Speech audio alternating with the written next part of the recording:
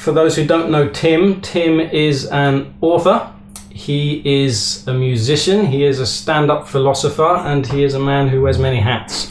So I gather you've written 35 books, I have. something like that. Yeah. And you're co-author of a book that I want to focus on today, which is the Jesus Mysteries, co-author with Peter Gandy, and its sort of companion or sequel book, which is the Jesus and the Lost Goddess. Is that the right title? So to jump off, I think if we're going to summarize what these books are about in one very short sentence, which unfortunately will not do it justice at all, but it's about the concept that Jesus never existed. Is that right? Yeah, I mean, that's probably the tagline that gets people like, oh my goodness. But actually, what's more interesting is not that the story isn't a historical story. What's more interesting to me is it's a very interesting allegorical myth. So there's two parts to it, really. One is going, look, this story which we've been told is history isn't. It's an ancient myth. And if you think about it and you look at the story, it's quite obviously that, really. And presenting the evidence why it's a myth. And then the really interesting thing is then going, well, why does it exist? What is this myth? What role does it play? And does calling it a myth mean we dismiss it as untrue? Or does it open up a deeper level of truth than we previously suspected was in the New Testament story? Well, but before we get into the deep meaning and the deep truths behind this story, I think it's quite hard to find a good jumping off point that can begin this. But I think where I started it was from a position of assumption that of course Jesus existed. Sure. I think I share that assumption with most people, and most atheists would probably assume he existed. And I think we share that assumption based on the idea that there must be a historical record of Jesus, a thorough historical record of Jesus. So is there? No. What exists? What Christians say is... The first thing, Luke, I think is to say, look, Peter and I both also assumed that Jesus existed. I mean, it was a shock. We didn't set out with an agenda.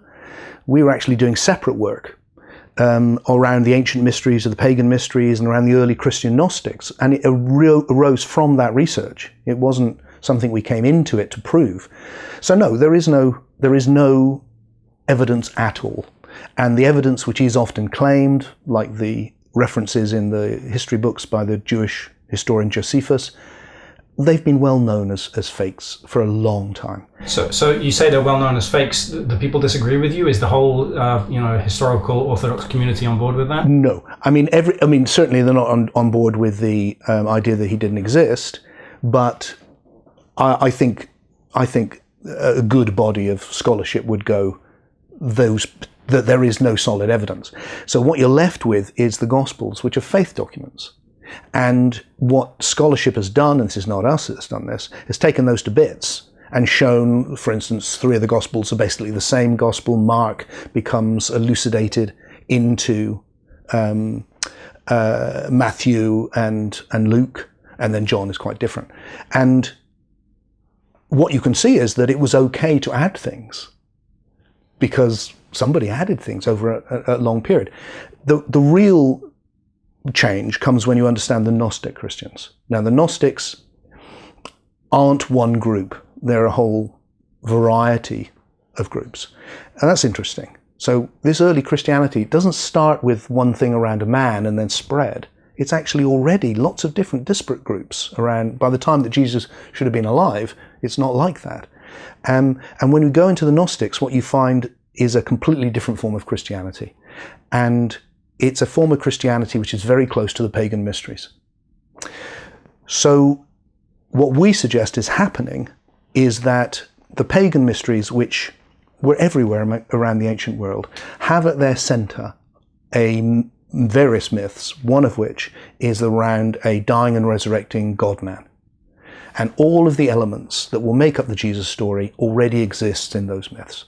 Well, I want to get to that, but before we do, I think a Christian who's listening to you dismiss Josephus might go, oh, hang on, wait a minute. So, first of all, Okay, you're saying that there's no historical record. Josephus, you're saying, maybe pronouncing that wrong, Josephus. Josephus. Yeah.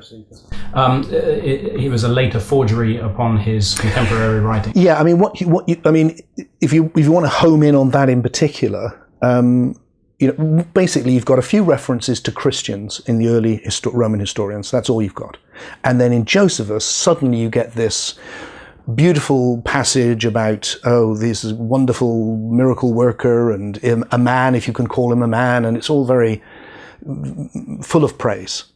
But it's written in a completely different Greek.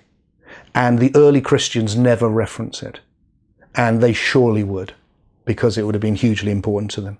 So it's been inserted. And what that shows you is that the early Christians, once it's taken off in Rome, they were looking for something, and it wasn't there. So they put it in, and that's been a characteristic of the way that history's been manipulated. Is it not there because there weren't many historians around? For example, Pontius Pilate, someone like that. Is there any evidence of him? Oh yeah, Pontius Pilate is a historical figure, but none of the key figures in the Jesus story are like that. So look, it's no surprise there's no evidence. Even if he had existed, there could well have been no evidence. Although, if the story is true, if someone came back from the dead, certainly if the night was rent in two, and all of the miraculous stuff, you'd have thought someone would have noticed that. The dead came out of their graves, and someone would have noticed that. But leaving that aside, of course there could have been a miracle worker in that area, and we wouldn't know. So it doesn't prove anything.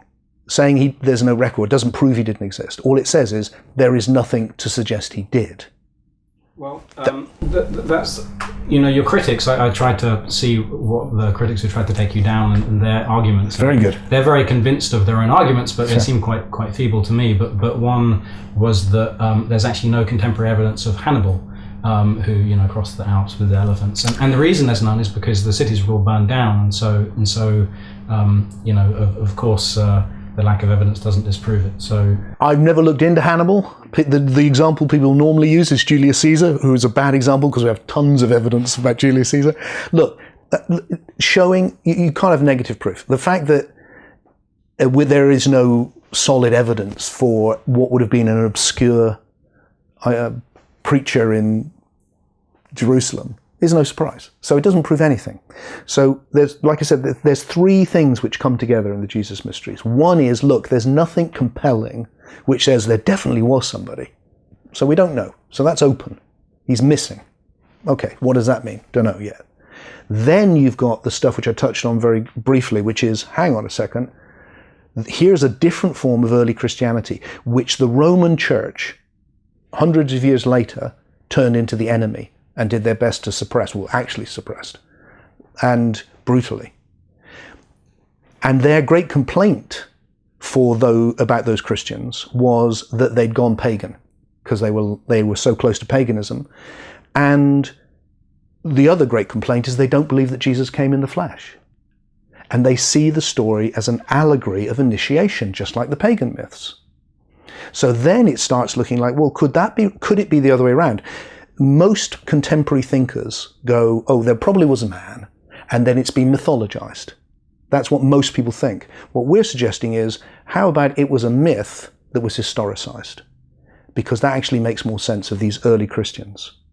And what we know of the Jewish culture at the time is we have a very, very distorted view of it. It's absolutely enmeshed in paganism. The place I think that Christianity is actually coming from is probably from Alexandria in Egypt, where you've got a mishmash of these different cultures, including a large percentage of the Jewish community. It's a bit like New York.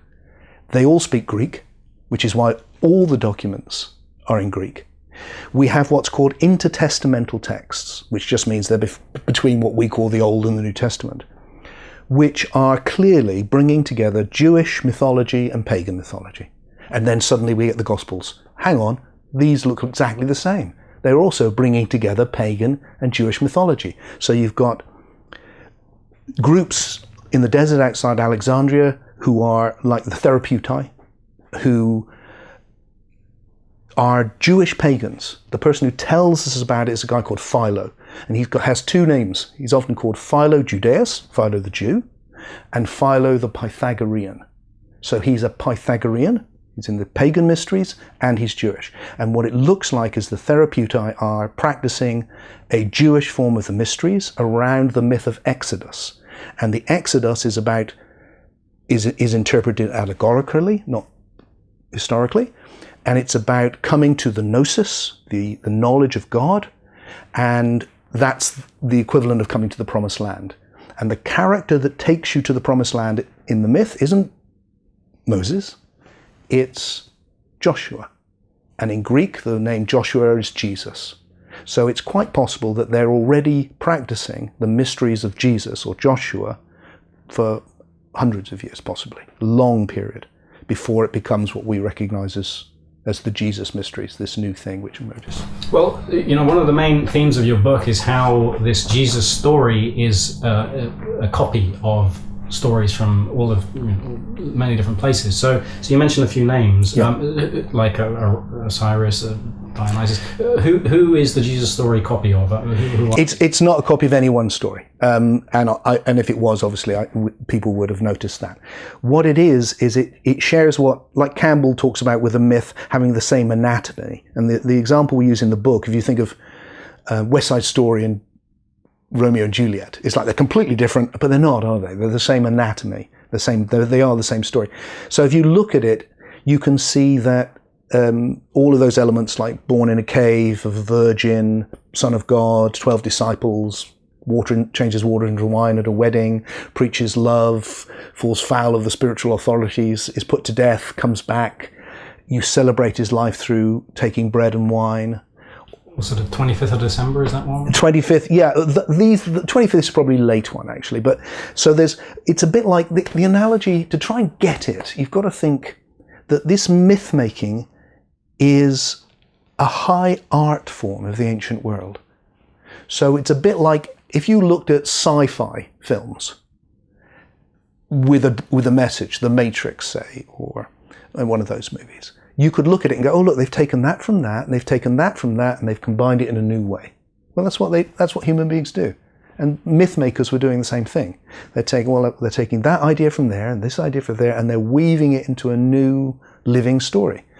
So the character of the rising and dying and rising dead, the God-man, had already arisen as Osiris and Dionysus and Serapis and Adonis and Attis and Serapis in Alexandria and specifically, and then he becomes Joshua or Jesus. There's also, it strikes me, some similarity with Quetzalcoatl as well. I know the Mormons consider Quetzalcoatl to be Jesus who went to the Americas.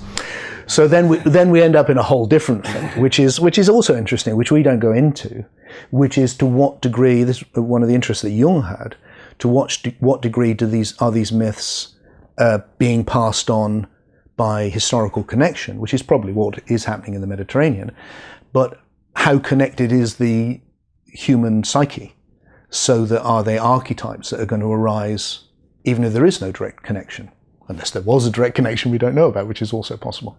Well, so these original biblical authors, when they're coming up with this story, and then later trying to supplant it as the one true story, it strikes me kind of as odd that they pick from stories that already exist and then claim that their one is true. So, for example, we all know the story of Star Wars. Now, if I go and say Star Wars is actually skiing, and Luke Skywalker is Bob Bobson, and Darth Vader is, I don't know, Dirk Diggler or something, and then, to try and get everyone to believe that that's the actual story of Star Wars and the other one never even existed would take an enormous amount of brutal suppression.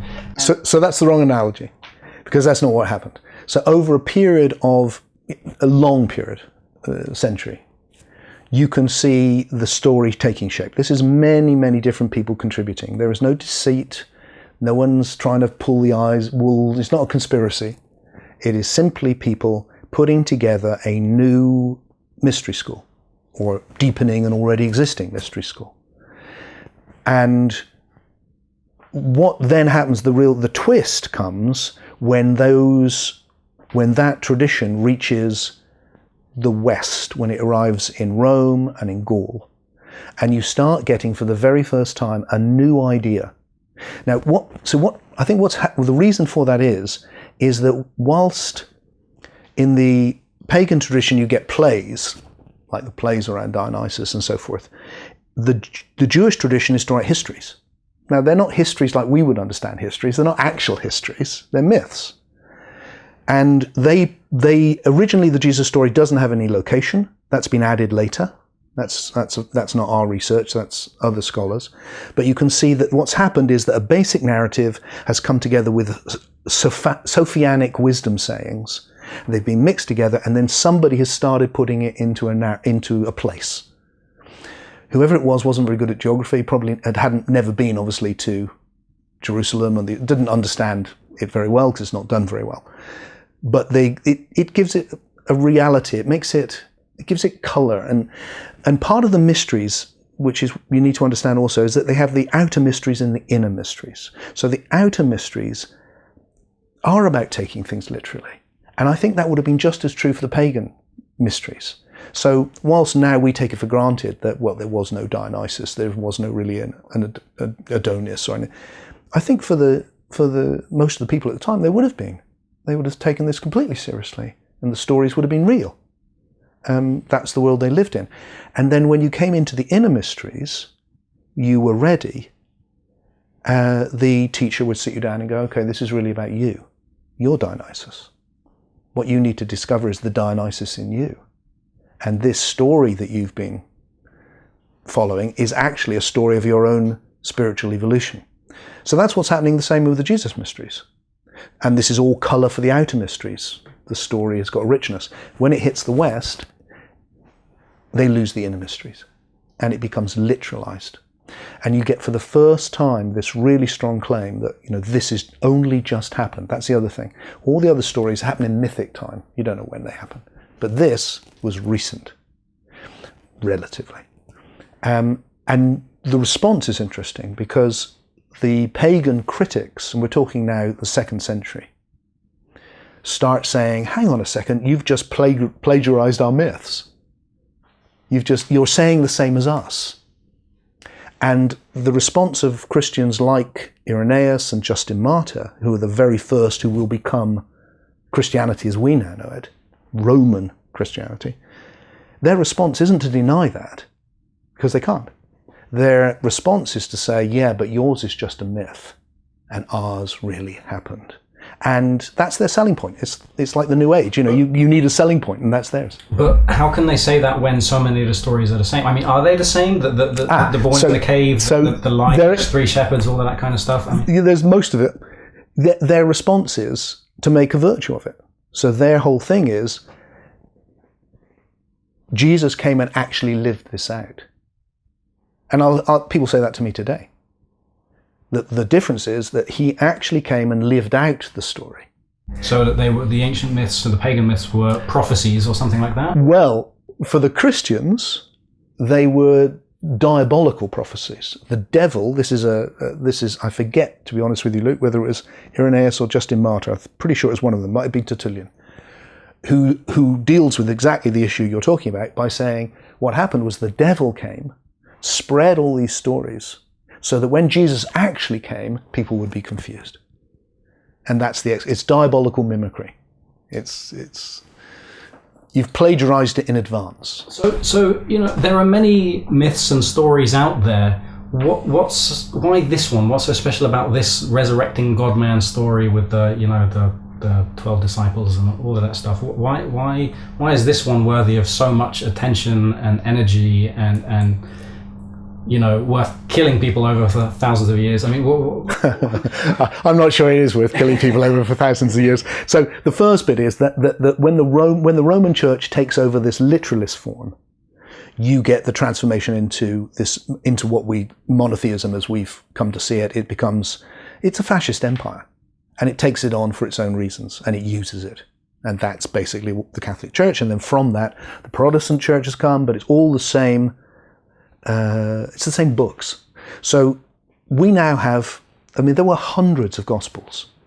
In fact, one of the complaints the literalists make about the Gnostics is that they say, oh, every one of them writes their own Gospel, because you can't prove you're initiated unless you create your own myth. which is kind of sweet. So that's their approach, very different. So we now have many of these through Find at Nag Hammadi. We have quite a few Gnostic Gospels, and we can see what they were saying, and it's very different, including their whole cosmology, which involves a Christian goddess, and all of that as well. So what you can see there is that there's a completely, the Roman Church has done, is the one that's been fighting about it. That's a different thing, really, or it's a corrupted version of what was started off, I think, as a disparate attempt to explore the mysteries of life by some inquisitive minds with big hearts. So you were saying before that these mysteries of life, they are encoded in this myth. Okay, so why that myth? Okay, so I think that motifs develop which express certain ideas. So it's a bit like, I want you to get these certain ideas, so I build these motifs in. So let's take one you mentioned, 12 disciples. That's a reference to the zodiac. So a key idea in the ancient world for all of these people is everything is seen in the stars, as above, so below. The movement of the stars is reflected on the earth. And you've got to think, there's this huge display going on above you, and the difference is, here, everything's chaotic, but there, everything is ordered, and it follows this order. And then there's one point, the pole star, which doesn't move. So that's the Christ, or the Dionysus. That's the center. It's your center. The whole mystery, the whole one. Just to back up what I was saying earlier, one of the great lines I love is Paul, who's the earliest Christian writer we have, and a Gnostic in my view, the genuine Paul. There's later fake letters of Paul. His whole thing is, look, Christianity is about discovering the Christ in you. That's what it is. And that myth of the zodiac is going, right, so Jesus is the center, that's the Christ in you, and then the movement around it's the wheel of suffering. In the East and in the West it was called the wheel of grief. The Pythagoreans called it the wheel of grief. So you're caught on the wheel of grief in this cycle of suffering, which is reincarnation. And your job is to see that you are always still at the center, at which point you're off the wheel. So all of those teachings are then in that myth. And in one of the Gnostic Gospels you might have come across, there's a lovely session where Jesus literally stands in the middle of a circle, and the disciples go around and they sing together. And he says a line, and they say a line back, and he says a line, and they're just playing out this myth. So and they're all doing that. I mean, another important motif here is the dying and the resurrection. Yes. I watched this film Zeitgeist many years ago, and it talked about how it was something to do with the Southern Cross and the sun, on the winter solstice, something like that, and it was all about a solar deity. I mean, is that what is the resurrecting God-man myth? Well, there's lots of interpretations, and there certainly is a lot of astrological stuff in there. We don't go into a huge amount of that. Zeitgeist got into a lot of trouble because everyone thought Peter and I had made the movie for a long time, which we didn't. I can announce publicly for the first time. Nothing to do with us, because they used a lot of our material. But so look, yeah, there is astrological stuff. It's a bit like if you take a myth, another myth for a moment. If you take, which is also relevant because it's going to come up with the Christian goddess, which is the myth of Demeter and Persephone. So with the myth of Demeter and Persephone, you can interpret it on one level, and probably the first level that it arose at, it's about the seasons. And lots of people will interpret that as a seasonal myth. It's about fertility. Later on, though, it starts to become a deeply allegorical spiritual myth, which is about the fall of the soul into incarnation, into Hades, this is Hades, this is the land of shades, and returning to the mother, and the soul finding itself again. Now that's been developed, it's evolved, and the same with the Jesus stuff. So I think it probably does have roots in astrological phenomena, but it becomes deeply mystical. And by the time it's Gnostic, it really is interested in, you need to die to your lower self, your what they call the eidolon, the image, to what we might today call the ego, that thing where you just think it's all about me. And you need to wake up to the daemon or the spirit or the Christ in you, which is waking up to oneness. And that's the agape, this all-embracing love. And that's your connection to God. So it's about, and that's again a universal. You can go to Native Americans and you'll find them doing death and rebirth ceremonies. Human beings have been doing that, I suspect, from Neolithic times. Well, I mean, the Jesus myth, though, if it's really trying to teach us to, transcend the ego and become more awake to the wider connection between us and everything, it seems that the Jesus myth is maybe too sophisticated in terms of the way it's encoded these myths, because most people who read it don't get that. They get very simply the literal, translation. It's not designed for them to get it. This is the key thing to understand about the ancient world. These are not philosophical teachings. These are mythological motifs. So they're about something which you explore with your initiator. So you can, for people like Clement of Alexandria, for instance, will talk about this is the literal meaning, but this is the allegorical meaning. And so it is deliberately there. So the outer mysteries relate to the myth of Adam. So Jesus dies for the sins of the world, all of those ideas. But once you realize it's about you are the one that's fallen. You are the one who's fallen into sin. Sin, a really important word. It's hamartia in the Greek. It comes from archery, and it means to miss the point. So you miss the target. That's sin. And metanoia is what gets translated repentance, which means a change of heart or a change of direction. So it's all about, look, you're missing the point, you need to change direction. And that's the whole sin and repentance idea. And the myths are your way to understand what that might mean. So the big one, where it's all going, there's lots of teachings about love in there, and really, actually, full-on teachings about love. And where it's going to go to is a mystical death and resurrection. And it is a resurrection. And the word that's used there, anastasia, also means to awaken. So it's coming to the gnosis, to the awakening. Gnosis means knowledge. And that's why they're called Gnostics, because they're interested in gnosis. Well, this thing about having, trying to access these inner mysteries, it's done with a sort of mentor who's spiritually guiding you. And it seems like that's quite a large barrier to entry, and it seems quite opposite to the way that the Roman Church had a fervor to convert everybody and get everybody into this religion. It seems almost like, let's not let them into the religion. That was the original Christianity. No, it's not that. It's just that it's modelled after the mysteries. And the texts, the early texts, use the language of the pagan mysteries. So the system of the mysteries was you had an outer mysteries, you had inner mysteries, and literally the outer one is about how you behave in the world. So the first thing is, hey, learn to be a good person, and then okay, now you can understand the mystical stuff, which is transpersonal. Now it's about discovering God, finding out the part of you that is one with God. And that's above it's above the psyche, the soul. Psyche is the Greek word for soul. So in the pagan and the Jesus mysteries, you get these two levels of initiation. The first one is the psychic initiation, and the second is the pneumatic. Psychic just means soul, so the first one's the soul initiation, and pneumatic means spirit. It's the spirit initiation. So the first one is all about your individual soul.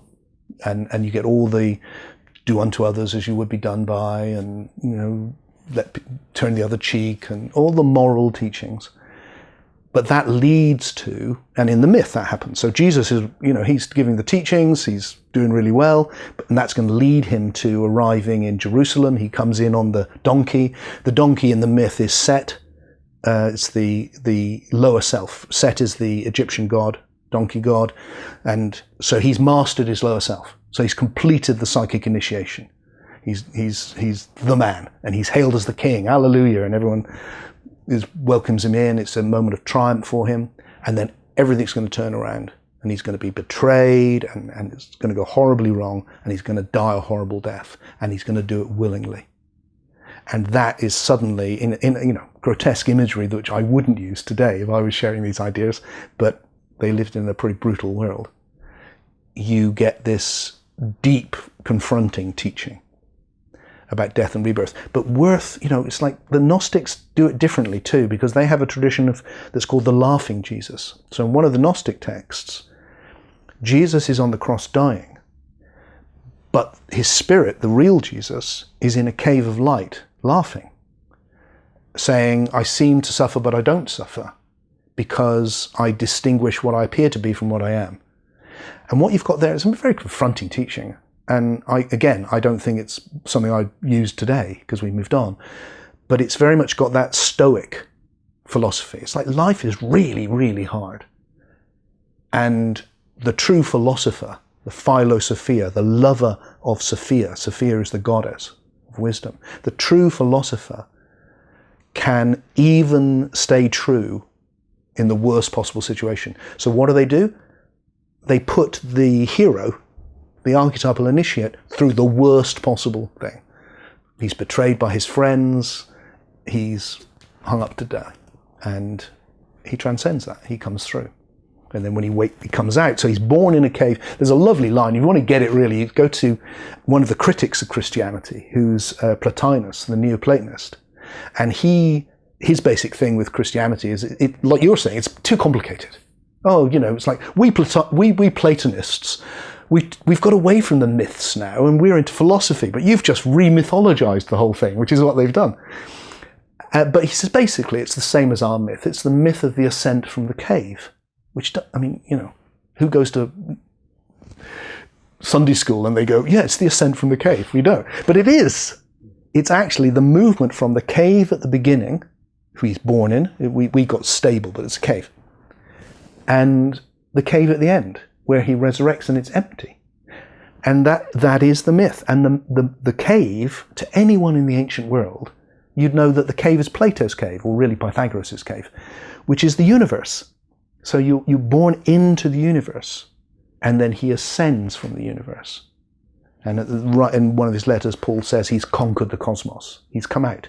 So, what you're describing sounds to me a bit like the gnosis. So this whole Jesus myth, we have two takes on it. We've got the Roman Christian take and the Gnostic take. And the Roman Christian take is that Jesus is our salvation. It's all about salvation, and we get our salvation through believing in him. And then we go to heaven and everything's great. And the Gnostic myth seems to be that we have to have gnosis, and by that way we're saved.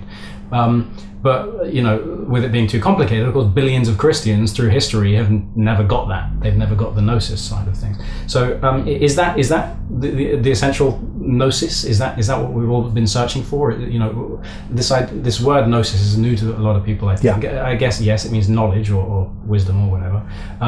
But is that basically it, that you are Jesus and you are going through this story of life that's sometimes hard and sometimes challenging, and ultimately you've got to transcend ego? Is that it? Look, I think the version of Christianity which is still around today has had a huge, it's done horrible things, mainly through organized religion, but individually it's created most of what is good in Western culture. It's been, and still today, it opens people's hearts, people find meaning. It's a beautiful thing. Anything, is there a greater line ever written than love your enemies? What a thing to say. Love your enemies is right at the center of the religion which has dominated our culture. So of course everything that's best has come from it. So that's all good. It's just only the outer mysteries. And the reason that a lot of people in my generation went to India when looking for spirituality is they still had the inner mysteries. But we had them originally. I just didn't know that. And they were lost along the way. Not everyone lost them. There's still great Christian mystics, loads of them. Meister Eckhart, St. John of the Cross, Teresa of Avila.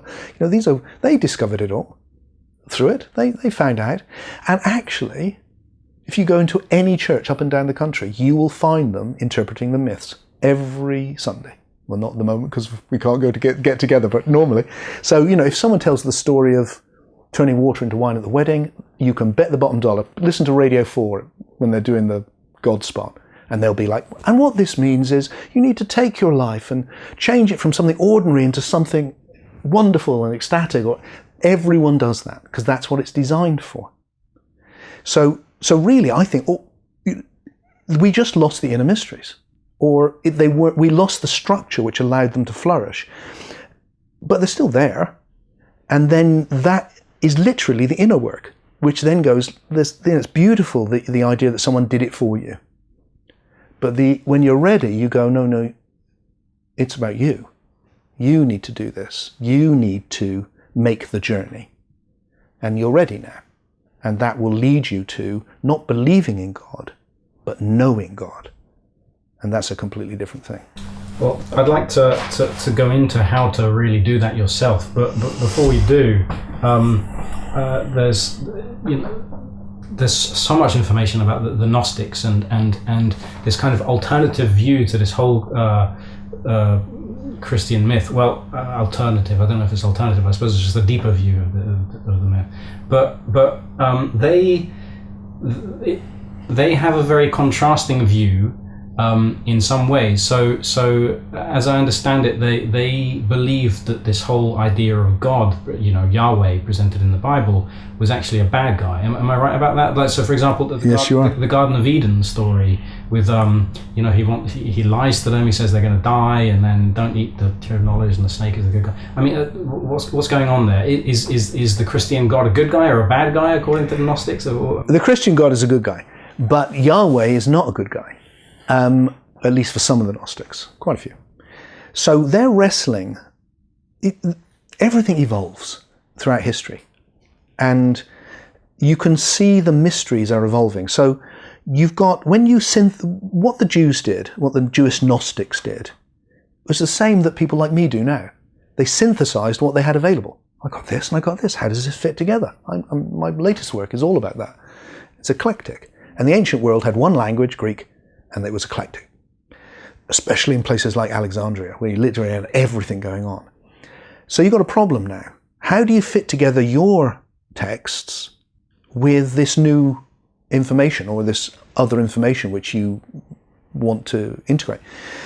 And one way they did that was to look at it and think, well, they were after the God of Plato, the one, the good. Yahweh's not that. He's a jealous God. He's a punishing God. And they're also having an experience of life, that life is hard. I mean, life entails for us now, but then, I mean, really, really. Full of suffering constantly all the time, even when things are great. I'm sure Bill Gates suffers. Absolutely. And you can imagine, I mean, maybe we can't imagine what it was like to live in the ancient world, where life was cheap and there were no dentists. It's like suffering everywhere. So they saw this as flawed. Now, I don't myself, but at that point in history, they did. And so they looked at Yahweh. In fact, they took not just Yahweh, but they took all of the heroes of the Old Testament and turned them into villains. And the people who stood up to them were the Gnostic heroes. So the snake was Jesus, because they want them to take the apple of knowledge, of knowing good and evil. So in their view, is this world a creation of God, or is it a creation of Yahweh? Okay, so they have a complex metaphysics of emanation, which starts with the true God, and then in a way very much like Kabbalah, Kabbalah is really like what happened to Jewish Gnosticism that didn't become Christianity. They're very similar, I think, to the Jewish Gnosticism. It splits, but you get the same idea of this emanation, and so things split into pairs, syzygies they're called, and it kind of falls down from the pristine into the base. So it starts with pure spirit and ends up with matter. It's like the opposite of what we believe now with evolution. So it kind of goes blah, blah, blah, blah. And the last bit that creates the world in their metaphysical mythology is done by Sophia, the goddess Sophia, has a child who is Yahweh, or the demiurge, or the creator, and he is full of himself and thinks he can create a world and messes it up. That's one of the kind of quick ways through it. And that's the one we're living in. And that's the one we're living in. So the job is to get free from Yahweh and to get back to the true God of love. Because they look at Yahweh, and what they're really doing, I think what Jung would see in this, because he was fascinated with the Gnostics, is that what's happening psychologically in the soul is that they are wrestling with getting beyond the God of justice to the, who's going to punish you and reward you, to the God of love, which is about redemption. And psychologically, that is a gigantic leap forward and has huge implications for everything that will happen right across the world, actually. You've got to look at someone like Mahatma Gandhi, who changed the world in the last century, but took it from Christianity, took it from this love-based religion, which emerged by going, we don't want the God of justice. We want the God of love and forgiveness. And that's a huge jump. Can you feel it in yourself, that jump between what's right and what's wrong? And, that's not fair, or, to turn the other cheek, to I forgive you 70 times, 70 times, to I will die although I'm innocent. I will forgive those who wrong me, who kill me. This is a huge psychological jump, and it lays the ground for the next 2,000 years of our evolution. Well, that's the thing. The Christian religion was based on foundations of love and forgiveness and goodness, and yet the reality of its adoption into Western culture was one of, we had great spiritual traditions, pagan traditions, and then as soon as Christianity came in, we entered the Dark Ages. It was the real fall from Eden, I suppose. I'm not sure that Rome before was Eden. It was also pretty dark. The Roman Empire was an empire in the ancient world. It was a brutal. It was basically about tax farming, and it was brutal.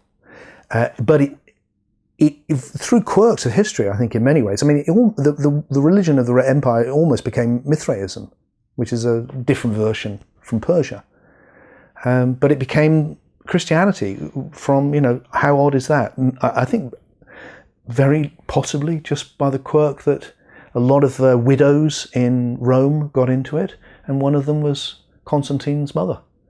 And he was looking for a religion to unite the empire, and he was looking to impose it now. He needed unity at all costs, and literally, got together the Council of Nicaea and forced unity. So the whole exterminating of Cathars and Gnostics through all of this time, through the Dark Ages, was that just about unity for the Roman Empire? Is that? Well, the Roman Empire as an empire died, but as in the rise and fall of the Roman Empire, the famous book, it sees it as continuing right the way through to the 16th century, actually. So it does continue in a different form. It's still dominating everywhere until Henry VIII here, for instance, and that's power. And a lot of the people who are popes, and we know, are the worst, very worst sort of people during all of that period. So there's two sides to it. There's a power religion, and then there's this, inside it, there's something beautiful, trying to get free all the time. That's the thing, is that I think you described it in the book as a power-crazed cult spreading guilt and fear, and yet what they're really spreading is a myth of love and forgiveness. Yeah. I suppose the people I know who count themselves a Christian are loving and forgiving. Yeah, exactly. And I'm sure it had that effect on lots and lots of people during that whole period. And it is a cult. And cults work generally anyway. They have a dark element, which makes them what they are, but there's usually good things in them, which is why people are attracted. And Christianity historically has been like that. But it's kept evolving. It hasn't stayed still. It's still moving. Well, now we're in an age, actually it's an astrological age, we're in the end of the age of Pisces, That's right. Which represents astrologically organized religion, and we're entering the age of Aquarius, and things are changing, and Christianity, of course, is losing its relevance, but what seems to be replacing it is scientism, that's in vogue at the moment, which says that the only real meaning to life is to accumulate wealth and not much else. And so I think there's a kind of spiritual hole in people that used to be served by Christianity and isn't anymore. So what is it that we can do to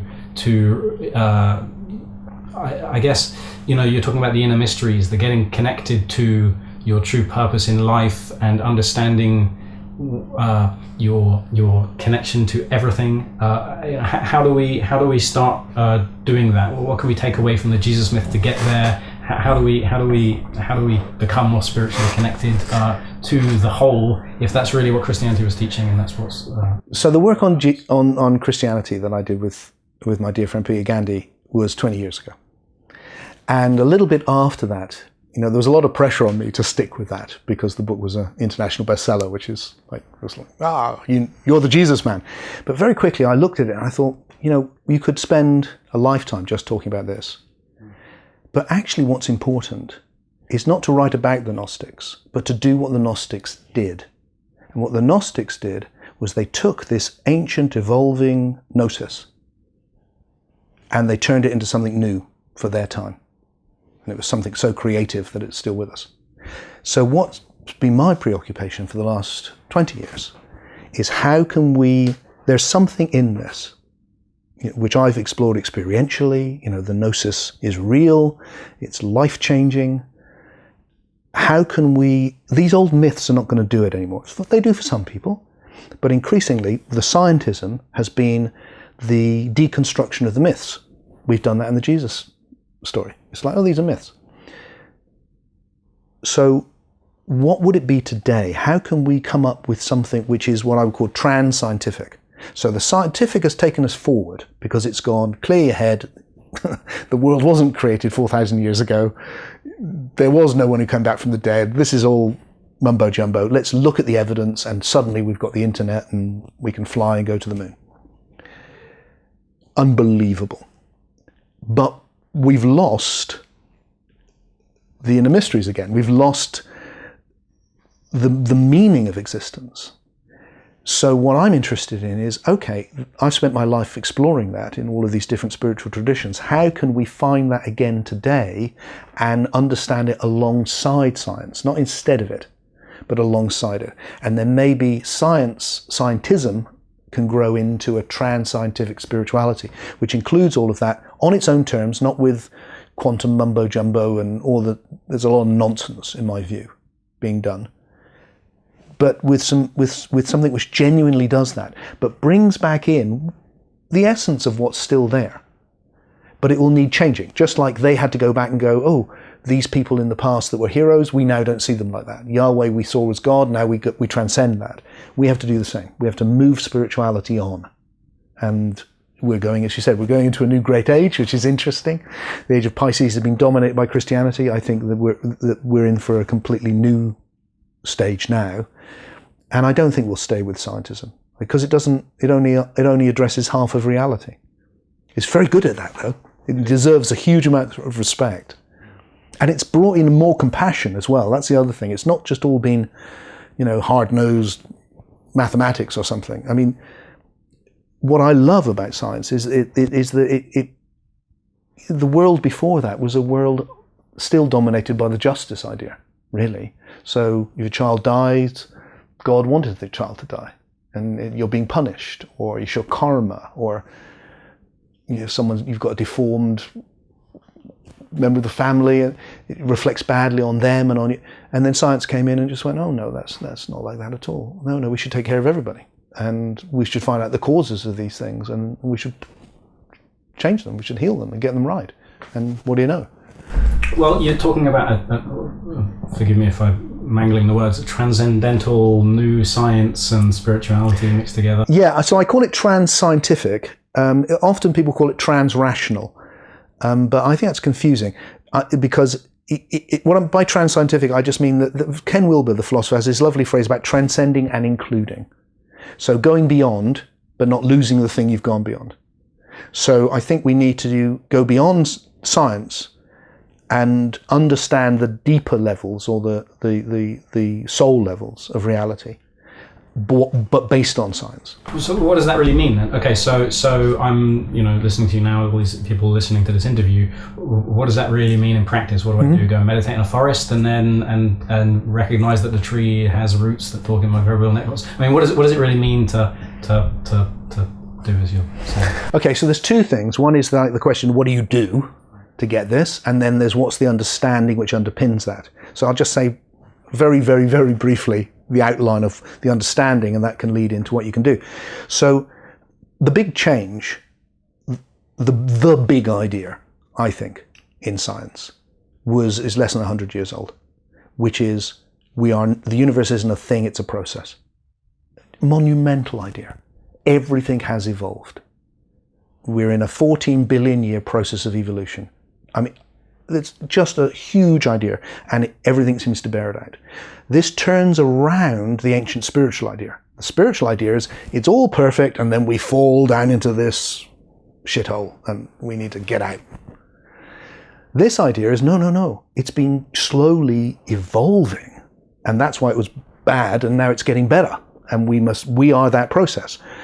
And that process has gone from the development of the material world to, on this particular planet at least, the evolution of life from the simplest of form to the massive ecologies we have today, including human beings. And then in the human form and some other forms as well, you've got the development of the psyche. Now, the word psyche is the ancient word that the Gnostics used. All their teachings were about the psyche. It means soul. So the process of evolution, it's not controversial, has gone from matter to the soul. That's every scientist would agree with that. In what way? You mean we started with a Big Bang and had an element of hydrogen, it turned into humans that have souls? I mean, well, that's exactly what's happened. Now, how you understand the psyche, of course, that's up for grabs. But what we've got is that the story that science tells is exactly that. 13.8 billion years ago, there was nothing but hydrogen and a bit of helium. Now it's having a conversation about itself right now. That's what's happened. We are the universe having a conversation about what the hell the universe is. We're trying to discover who we are. That's huge. So then what I think what science does is it cuts it off at biology, because it is often based on a reductionist idea that what really exists is what you can measure with the senses. Whereas clearly what exists is greater than that, because the very idea that expresses that belief, you can't see it with the senses. You can't see E equals mc squared with the senses. These are ideas. Ideas exist. And ideas are not made of matter. Have a look. You're experiencing them right now in the psyche. Everyone is. So what I'm saying to science is, don't stop. There's a whole imaginal level of reality which has evolved. And the imaginal level of reality is the very thing that spirituality has always been concerned with from earliest shamanic times. And we can re-understand that body of spiritual knowledge in a new way as part of one evolutionary process. And then with spirituality, I'm saying, don't imagine that that existed forever. It's evolved. Everything has evolved. And then to go right back to the beginning and just go, so one of the things, again, you see this in Gnosticism, they have this idea of the pneuma, the spirit. Spirit means essence. Essence, esse, to be. It's Latin. It's being. And I look at that's what we're discovering, our being. And then I look at the evolutionary story and I go, well, if all of this is evolving qualities, if it's happening now, every moment is new. It's one flow of evolution, which has taken us from hydrogen to you and me. What's the simplest quality that it's come from? And I think, well, what's the quality that everything has? It has the quality of being. So maybe we can understand this thing that we're in right now in a new Gnostic way as the evolution of being in a process of becoming, to use words that Plato used. So that being is the essence or the spirit which is becoming everything. So that if we then become conscious of our being, which is what Gnosticism has always been about, you discover, oh, my being is the same being as the universe. And that's the essence of Gnosticism. You discover that your spirit is one with the spirit. Or indeed in the East, your Atman is one with Brahman. It's the same teaching everywhere. But then what do you do with that? Okay, so I'm not a separate individual Luke. I am part of the totality and we are one spirit altogether. Okay, great. So what? What does that change? What do I do? How does that change the way I live my life? What do I do? Well, I think it changes just about everything, in my experience. So the first thing is, it's not just a kind of like, oh, okay, that's an interesting idea. If you go into it, it's a full-on experience. That's why it's the gnosis. You know something. And it's also agape, it's love. And it's not limited love, like my love for my daughter or my wife or my friends. It's a universal, all-embracing love. Because love is how oneness feels. So you feel one with somebody, or you commune with another person or another soul, you feel that connection, and that's what we mean by love, I think. And then you suddenly feel it for everything and everyone. And that is this, that's why you can love your enemies. That's what the teaching is about. It's like there is a love so big, it even includes your enemies. So that's the first thing. you become, the word I started using is that we're evolving from individuals to unividuals. I think that's the next step of our evolution that's got us from hydrogen to here, hasn't finished. The next step is that human beings are waking up to being one with the universe. So from individual to unividual. And the Gnostics, and not just the Gnostics, obviously the people who wrote the Upanishads and all of them, were the small group of precursors for this thing which was going to just take off slowly, slowly and underground, and is now beginning to, it's come above ground. Now it's sprouting above the ground. And suddenly lots of people are getting intimations of, I had an experience of oneness. I mean, when I used to teach about oneness 20 years ago, no one knew what I meant. Now, if I say we're all one, most people know what I mean. Many people have experienced it. And then you start living a different life.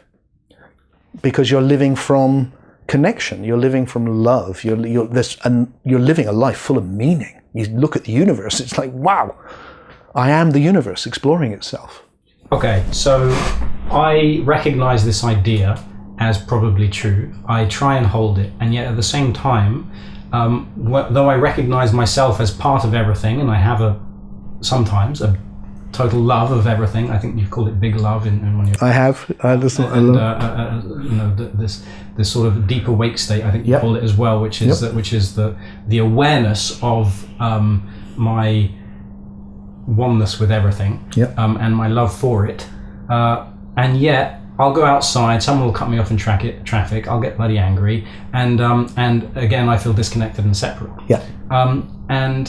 And you know, just looking around the world around us, things are pretty much falling apart. They're not. We're not. You don't go outside and see people hugging each other and loving the trees and everything. You see people cutting them down, beating each other up. So I mean, well, there's both. But so here's the first thing.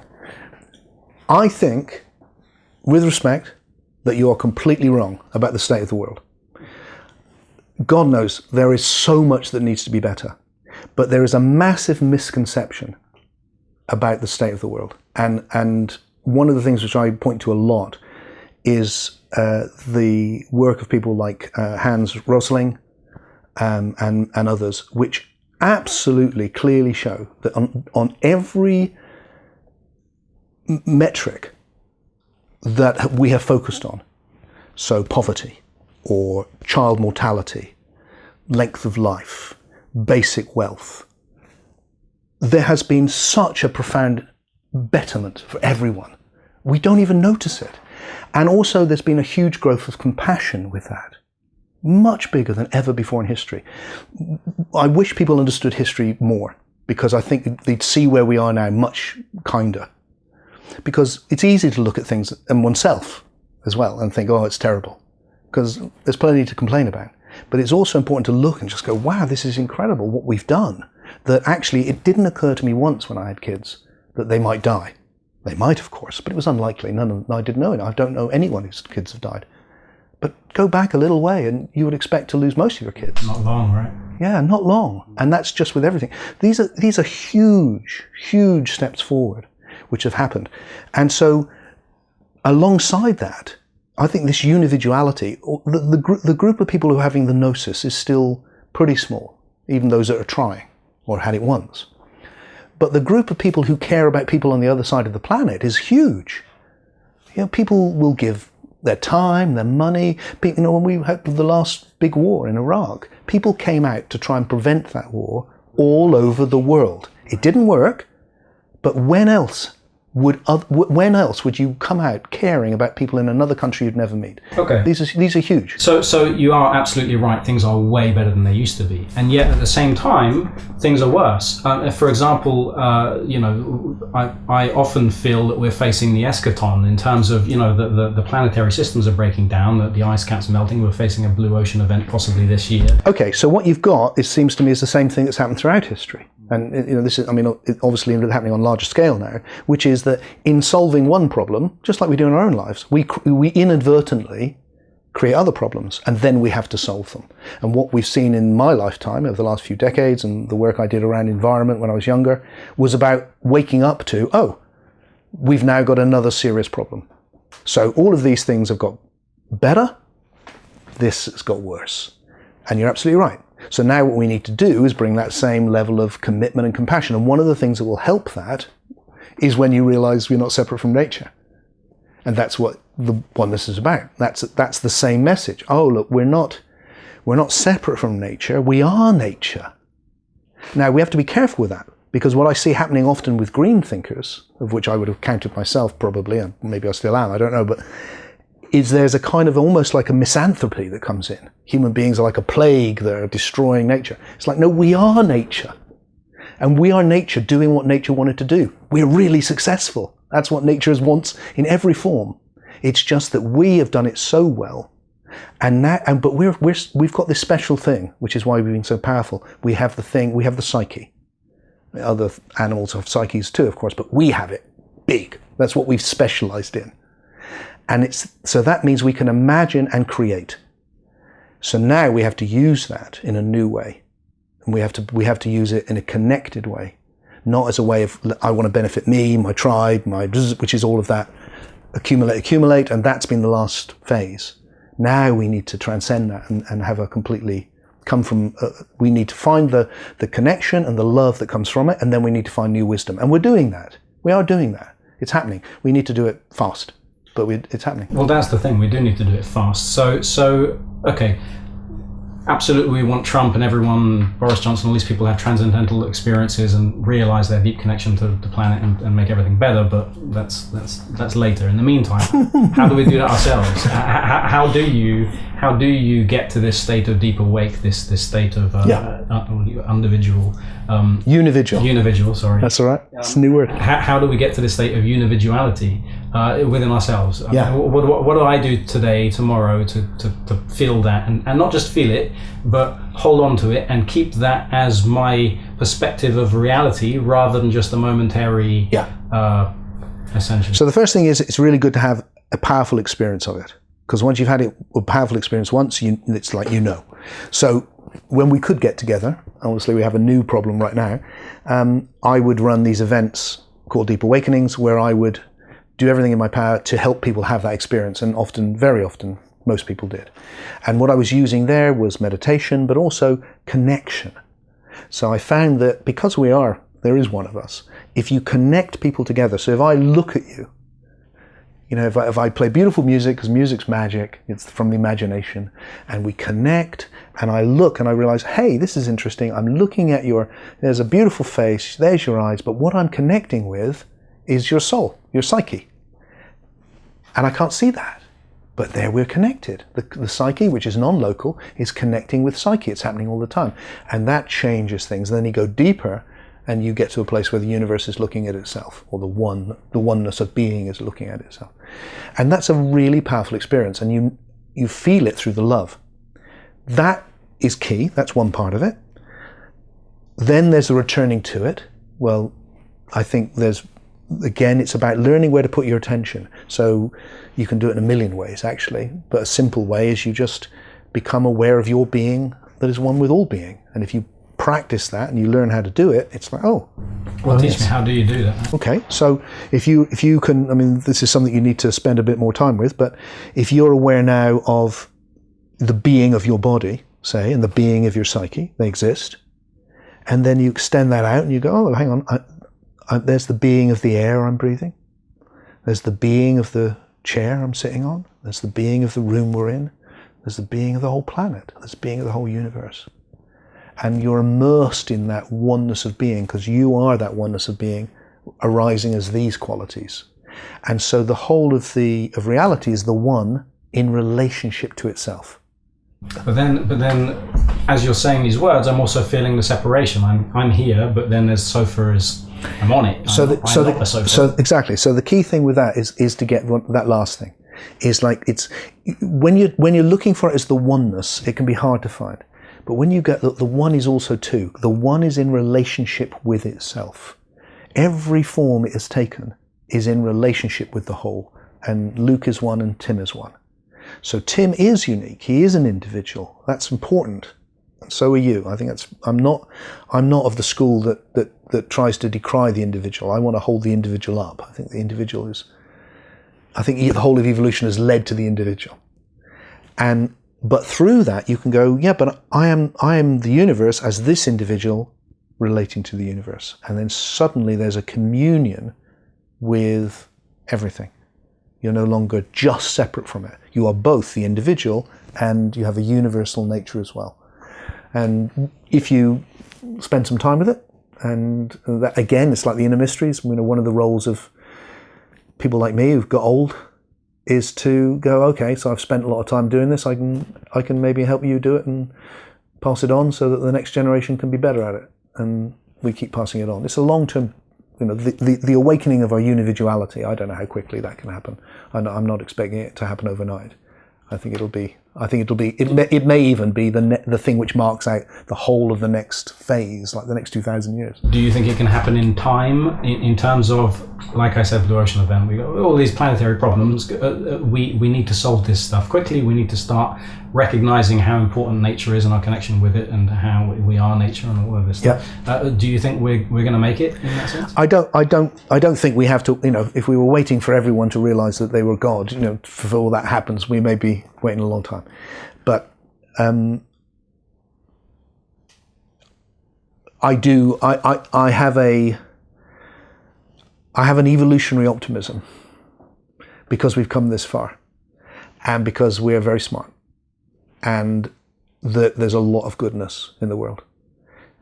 Just about everyone I meet is a good person. So the good people way, way, way outnumber the people who are really caught in themselves. But the people who are really caught in themselves can do a lot of damage. And we can all do a lot of damage when we're unconscious in a system. So what we need to do is empower each other. So really, it's not about can we arrive at this thing and then we'll solve it. It's more like, can we understand what we're in? And I mean, even just, can we wake up and just not be like this? Can we actually look? It goes on forever in every direction. You're alive. And only for a short time. So what really matters? And what is it for you that really matters? What's your contribution to this big adventure? And how can you evolve? And not expecting yourself to remember all the time or be perfect, because things which are perfect don't evolve. It's only things which are imperfect that evolve. So to actually enter into an evolutionary journey, which includes waking up to oneness and the love that comes from it, and then bringing that into the world in whatever unique way, like what you're doing, or the things I try to do with books, or whatever it is. But one question that strikes me is what we're doing here is essentially we're trying to be happy, and are we? Are we? I'm not trying to be happy. I like being happy. I think that's the myth of materialism, because happiness actually is a reaction to something new that's good. I think that's when you feel happy, which is why when you get a new car, you feel happy, but then after a few weeks, you don't. So they need something else, because then the new thing will make you feel happy again, because it's a reaction to something new that makes you feel like, oh, something. That's just part of that circle that just keeps you rolling. I think we're looking for something far deeper than happiness. What is it we're looking for then? I think we're evolving into God. I think we are the universe seeking its most emergent form.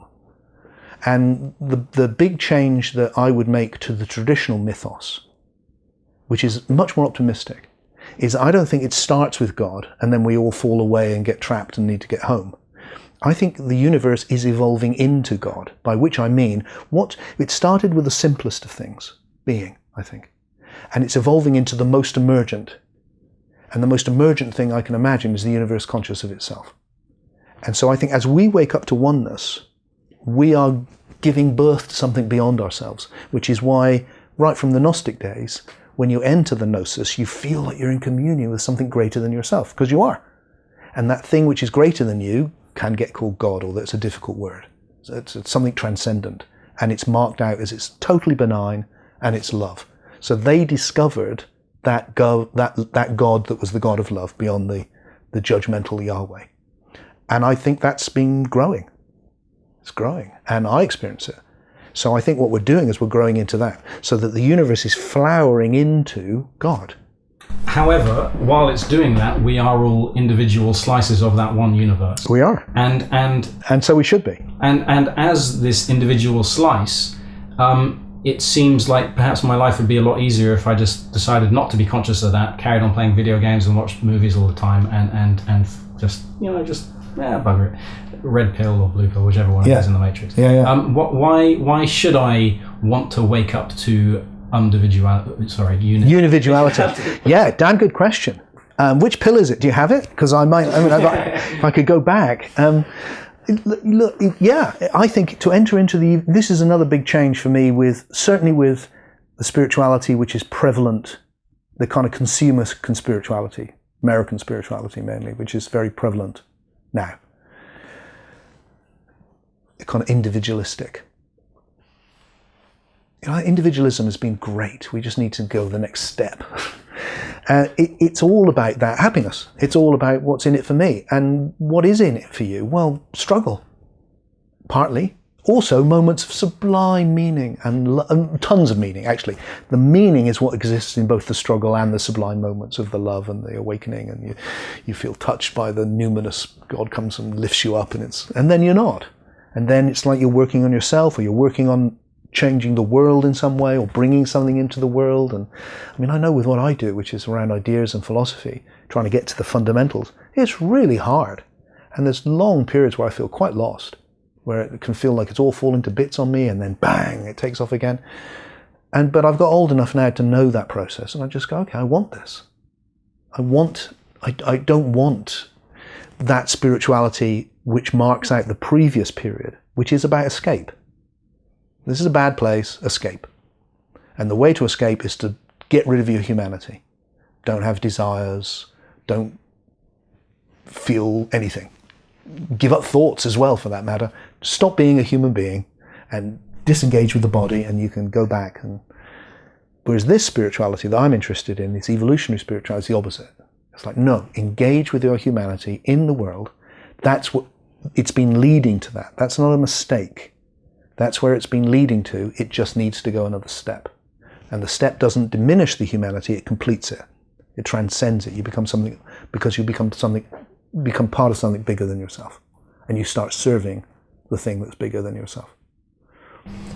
So on this journey to become more serving something bigger than yourself, a journey of becoming kind of, I don't know what the word is, an aware individual who's serving creation and the evolution of humanity. Very nice. Okay. Well, one of the tools that's helped me along that process has been synchronicity, and I've noticed when I've taken choices that have led me to be more unconscious, for example, play more video games and watch more movies and forget about a deeper purpose or a deeper meaning, the synchronicities dry up. And yet when I take steps to serve the evolution of all, synchronicities start abounding. So for people who want to serve evolution, I suppose. How do we work with synchronicity, and how do we interpret what on earth these weird coincidences are? How do we use them to help our evolution as humans? Well, first of all, I think video games and films are great, and there's a place for video. It's like when I've run a retreat, I just want to sit down and play a video game or watch football or just chill out. And that's fine.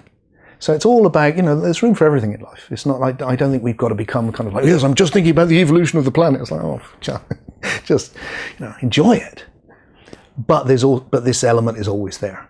And then the synchronicities. Interesting, isn't it? So one of the things I want to do with the trans-scientific spirituality is I want to go, look, I experience life. My experience has been full of magic, really. Incredible things, synchronicities, all sorts of stuff, which doesn't seem to have a place within the world described by physics. But physics really works, and it's impressive. So how can it be that I live in a world which is both, seems to be cause and effect, and also like a dream?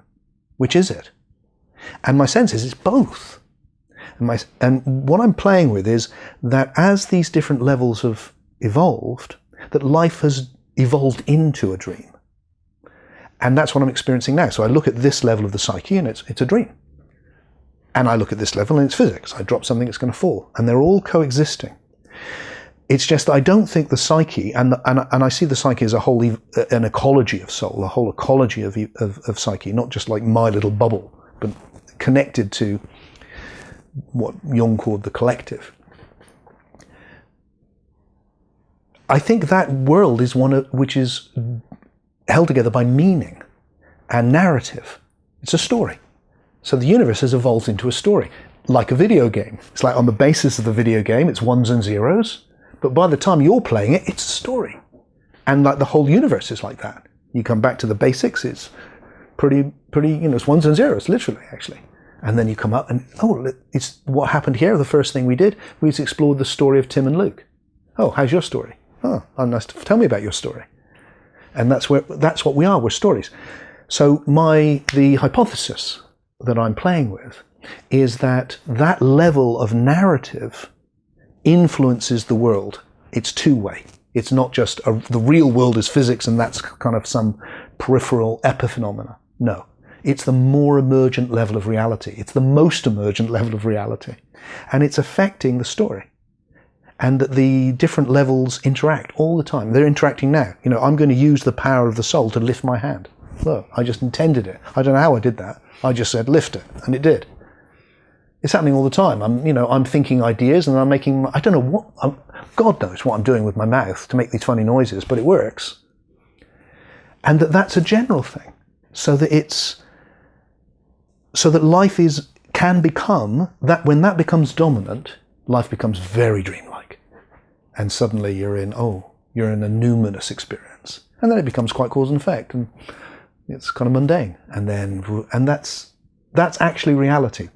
And the big jump, why I think, when I did a TED talk in America last year, and I ended with this idea that I think a new understanding is coming, this trans-scientific understanding coming. And when it comes, it's going to have perhaps a bigger impact as the scientific story did 300-400 years ago.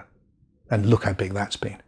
Because what it's going to do is it's going to go, all of those things, the nature of the soul, what happens in psychedelics, life after death, synchronicity, what I call narrativity. That's for real. That's actually the nature of reality. And we should understand that in the same way that we understand physics. It's all part of one thing. And when we get that, everything changes. So this trans-scientific, what I call the philosophy is actually unividualism, because that's what it's for. But I describe it as trans-scientific just because it wants to transcend and include science, but a trans-scientific spirituality that brings the two together. So before we're at this unividuality, right now we have, I know you take issue with this, but a divided world, we have... in some ways, that's right. And there are problems. You look on the news, it's full of bloody problems all the time. So for those who want a better world that's transcended this individuality, that dreams of a world where we assume our role as guardian caretakers of the planet, and we see ourselves and all of us are awakened to our unividuality. What do we do to bring this about? What's this final message? How can we as individuals make this happen now? How do we create this heaven on earth, this Eden, this united spirit of humanity? Without wanting to sound like I'm just saying completely obvious things, although probably I am, we need to wake the hell up, and then we need to support each other in doing that. We need to endorse each other's individuality and support the growth into unividuality, and we need to engage, and that means finding the love. That's the oneness. That's where we come from. But the love's not enough. As much as I want, that was the 60s thing. I grew up with that. All you need is love. I loved that. Beautiful. If only it were true. But it's not. Actually, you need wisdom. And I see love and wisdom as coming together. Love, wisdom, like one thing. Because, even in one's own life, my dad was a great guy, but he was an alcoholic. So I loved him. But how to love him was really hard. Because what was that? How did I express my love for him? Sometimes I expressed my love for him, it didn't harm. So I had to learn to be really quite tough because I loved him. I've seen the same in a different way with my kids. When you bring up kids, you have to love so much that they'll hate you. So wisdom is what we need. And we need to find that wisdom in each other. So we need to gather together people of benign intent. And that is what I mean by a unividual. Good people. Well, not even good people, just people who aspire to be good people, who really aspire to be good people. We need to gather those people together, and we need to, from that love, we need to think very, very carefully. And we need to find the wisdom that allows us to make the next step. And part of that is to be willing to be critical of each other as well. It's not about being nice. It's about trusting each other enough that we can really push these things. Because I think we can make mistakes as well. We can, like you said, the news is always full of bad news because that's the nature of the news. For every time you hear that some terrible thing has happened, someone died on a policeman killed this, the rest of the time, none of that's happened. Bill Hicks had great pieces about that. The news never talks about the guy taking LSD and realizing his. Yeah, one of my heroes for that reason. Exactly. So we need to be canny, and we need to support each other, and we need to have confidence as well. The whole point for me about looking back and going, hang on, in my lifetime, we've transformed the role of women. Never been seen before in history. In a few decades. We've changed our attitudes towards sexuality, towards homosexuality, all sorts of things. In no time at all. These things are unprecedented. If we can do that, we can do this. We just need to focus on it. We just need to, the ability, our consciousness, we are the universe. And if we can harness that creativity that's got us from hydrogen to here, we can solve this problem. We really, really can. And there's also a sense that the thing we're growing into, that narrativity that makes synchronicity happen, and also what I call God, because I don't know what other word to use, although it's a dangerous word, that benign thing which is like calling us. The universe wants us to solve this. Of course it does. That doesn't mean we will. I'm not going, it'll be fine. I don't think that. I do think, though, that there's an evolutionary optimism that we can tune into that can give us the courage and the strength to make it happen. And there's lots of examples of things that were never going to happen. In my lifetime, the Berlin Wall was never going to come down. And then one day, it just came down. Or transformation in South Africa, or all sorts of things that I've witnessed in my short life. So these things happen. We can do it. And that's why it's so important to understand history. So we find the deepest current, which is the Gnostic current. I don't mean specifically the Christian Gnostics, I mean Gnostics everywhere. People who found that deep connection with the universe. That's coming out into the open now. We keep nurturing that. We grow our love, we grow our wisdom, and we support each other. And then the people who have the insights and the talents in these particular areas, we find them and we follow what they say. I love all this, and this would be a fantastic place to end, but there's one thing which I'm still not totally clear on, and that's the how. So the practical day-to-day me, I'm going out in my car. How you awaken? How do I awaken and stay awake and stay in that bloody state where I am the universe and I love reality and I'm not this angry little guy in a car? How do I get there? Okay, so the first thing, I've said it already, but I'm just going to say it again which is, look, there is no permanent state. I don't know anyone who's ever found one, and the people that claim it turn out to be not telling the truth, I think. So let's forget that fantasy. So what there is becoming more familiar with it so that it becomes there more often, or you can go deeper into it. That's for real. I've done it in my own life. How do you do it? Actually, it's quite simple. It's exactly the same thing that you do to learn anything. you paid attention. It's as simple as that. You want to play the guitar? You know, it's like people with spirituality or awakening, they kind of hope that the equivalent would be that I'd go zzz, and they'd suddenly be able to play. It's like, no, you have to pick up the guitar every day and you have to play it, and then one day you'll pick it up and you go, I can do this. And then you'll see you could do it better. And there will never be a day where you go, I've arrived. There'll always be another thing you can do, another thing. And the same with this, in my experience. It just goes on and on and on. But you begin to have a love of it. So you give it your attention. And you realize that it's informing everything. So it's worth giving it to your attention. And then you find, oh, if I meditate, that helps. And then maybe you stop meditating. And you go, yeah, I'm not so interested in that now. I'm more interested in movement. And then maybe do that. Or maybe you go into nature. Or maybe you write. Or maybe you create from it. Or maybe you go, I haven't got time for any of that now. I've just got to get on with political action. Or it's like, it doesn't matter. Because the thing you're developing is the thing which is in everything.